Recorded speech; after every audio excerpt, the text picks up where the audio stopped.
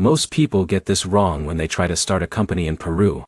They assume it is just paperwork, a quick registration, and they are ready to operate. But the reality is more structured. If you miss even one legal step, your business can get stuck in tax delays, banking issues, or registration rejection. Here's the truth no one tells you. Peru is actually one of the more flexible business environments in Latin America, especially for small and medium companies, but only if you follow the legal sequence correctly from the beginning. In this video, you will learn exactly how to start a company in Peru, step by step in 2026, even if you are a complete beginner or a foreign entrepreneur. We will go through company types, legal registration, tax setup, banking, and the real system people actually use in Peru. And stay with me, because in a minute I'll show you the most used company structure in Peru that foreign founders rely on to launch quickly without unnecessary legal complexity. Let's start from the foundation. The first thing you need to understand is that in Peru, starting a company is not one action. It is a sequence of legal stages. Each stage depends on the previous one. Think of it like building a bridge. If one pillar is missing, everything becomes unstable. Now the first big decision is choosing your company type. In Peru, one of the most common and recommended structures for small businesses is called an SAC, which stands for Sociedad Anónima Cerrada. This is a closed corporation designed for small groups of shareholders. It is widely used by entrepreneurs, including foreigners. For example, imagine Alex from India wants to open a digital marketing agency in Lima. He chooses an SAC because it allows flexible ownership, limited liability, and relatively simple management rules. But here's the problem many beginners face. They overcomplicate this step by researching too many company types and delaying their launch. In reality, SAC is often the most practical choice for startups in Peru. Now let's move to the first official step. The first step is checking and reserving your company name. In Peru, this is done through SUNARP, which is the National Registry of Public Records. This system ensures your company name is unique and legally available. You submit your proposed name, and the system verifies if it is already in use. If it is available, you reserve it. Now here's where it gets interesting. Name reservation is not just a formality. It becomes part of your legal identity in Peru. That name will appear in contracts, tax records, and bank documents. So choose carefully. Avoid names that are too similar to existing companies, because this can cause rejection or confusion later. Once your company name is reserved, the next step is drafting the company constitution, also known as the bylaws. This document defines how your company operates. It includes ownership structure, business purpose, capital contributions, and management rules. Let's make this simple. Imagine John wants to start an import-export business in Peru. His company constitution will clearly define what the company does, who owns what percentage, and how decisions are made. Without this document, your company cannot legally exist. Now here's where most people fail. They use generic templates without adapting them to Peruvian legal standards. This leads to delays or corrections during registration. So always ensure your constitution is aligned with Peruvian corporate law. After drafting the constitution, the next step is notarization. In Peru, a notary plays an important role in company formation. You must take your company constitution to a notary public, who verifies and formalizes the document. This step is essential because it gives your company legal authenticity. For example, Sarah from the US prepares her SAC documents and takes them to a notary in Lima. Once notarized, her company becomes legally validated for registration. Now here's where it gets interesting.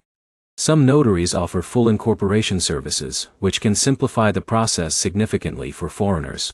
Once notarized, the next step is registration with SUNARP. This is the official step where your company is legally created in the public registry. You submit your notarized documents, and once approved, your company becomes a legal entity. At this point, your company officially exists in Peru. But here's the catch.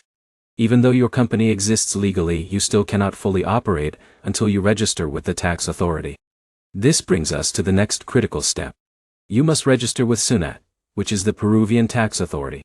SUNAT registration gives your company a tax identification number, known as RUC.I. Without this number, you cannot issue invoices, hire employees, or conduct formal business operations. Let me give you a real example.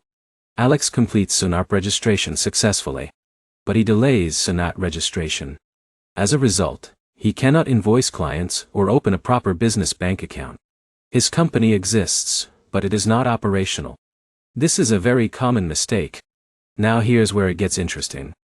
SUNAT also determines your tax regime. This affects how much tax you pay and how often you report income. For small businesses, Peru offers simplified tax regimes that reduce administrative burden. But you still need proper accounting from day one. After tax registration, the next step is opening a business bank account. And this is where things can become slightly more detailed for foreigners. Banks in Peru usually require your SUNAT registration, identification documents, and sometimes proof of address or business activity. For example, John applies for a business account after completing registration. The bank reviews his documents and verifies compliance before approval. Now here's the problem many entrepreneurs do not expect. Banking can take time, depending on documentation completeness. So the smart strategy is to prepare all documents in advance before applying to banks. Now let's talk about hiring employees. If you plan to hire staff in Peru, you must comply with labor laws. This includes formal contracts, social security contributions, and employee benefits. For example, if Sarah hires a developer in Lima, she must register them properly under labor regulations. Informal employment is not legally acceptable for full-time roles. Now here's where it gets interesting. Peru has structured labor protections, which provide stability for employees, but require discipline from employers. So plan hiring carefully, and understand obligations early. Now let's talk about timelines and costs. Starting a company in Peru can take anywhere from a few days to a few weeks depending on document readiness and administrative speed. The process is relatively efficient if everything is prepared correctly. Costs vary depending on legal support, notary fees, and registration expenses. However, overall setup costs are moderate compared to many countries. But here is the real insight.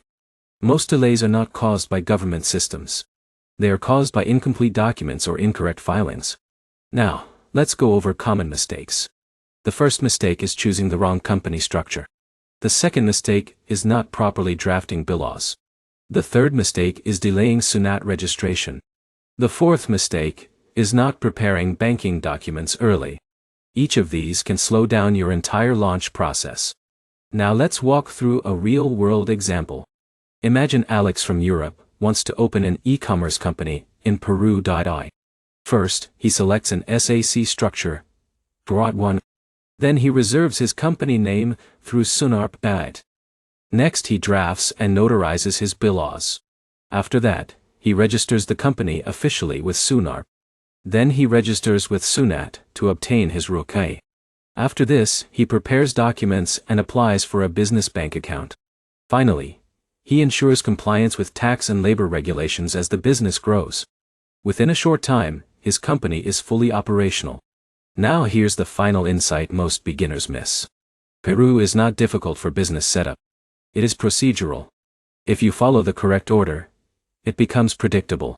If you skip steps, it becomes confusing and slow. So think of this process as building structure, not just completing paperwork. Let's quickly summarize everything.